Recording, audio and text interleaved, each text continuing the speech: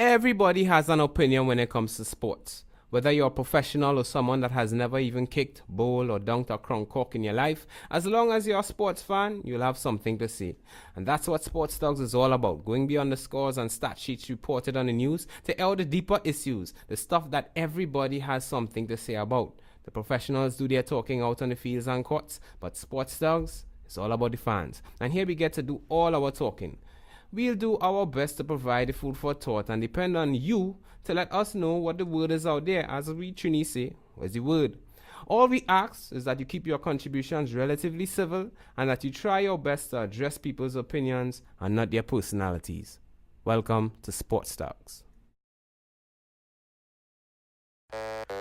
Arsenal has become the proverbial punchline in a lot of Premier League jokes. Whether we're laughing at the cobweb growing in the trophy cabinet or the brittle-bone players, everybody but Arsenal fans seem to be getting kicks off the Gunners. Now, a lot of the criticism that the Gunners have to suffer through is deserved, but one person in that organisation that does not deserve that criticism is Arsene Wenger. Arsene Wenger is a boss coach, and after Alex Ferguson, there is none better in the Premier League right now. And I'll tell you why.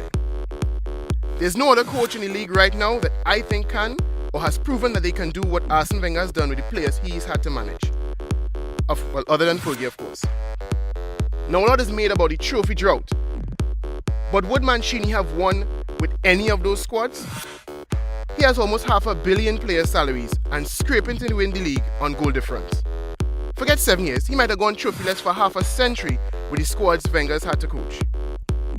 Nobody spent more than Dalglish this year other than Mancini, and Liverpool finished 18 points behind Arsenal. Martin O'Neill used to spend truckloads of money on players' salaries and transfer fees, and he could only do as good as 6th place, and people call him a genius. Now, having said that, Arsenal has been in a position to win trophies with their inexperienced sides and let it slip away, like in the Carling Cup final against Birmingham City last season. And for that, Wenger has to accept some form of culpability. But those mistakes cannot outweigh his overall body of great work, because the mere fact that they are even at times in a position to compete for trophies is a testimony to Wenger's greatness. Arsenal is the only member of the original Big Four of the late 2000s to not drop out of that top four. And the people that have joined them, City and Tottenham, they've paid handsomely to do so. In the meantime, Arsenal has been consistently buying cheap, selling high, and maintaining their status. And it's not like he doesn't know about winning.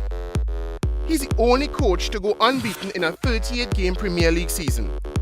And with a squad comparable to what the rest are winning with today, he's proven that he can not only win, but do so in fine style. So the man is no stranger to winning trophies. But for people whose memory bank only has one account, and it was opened yesterday, it will seem as though he's a perennial loser. Bottom line is, he may look like Mr. Bean, but the man is no duppy. And he's proven himself to be the cream of the crop in the Premier League management circle. And the man deserves a lot more respect than he receives.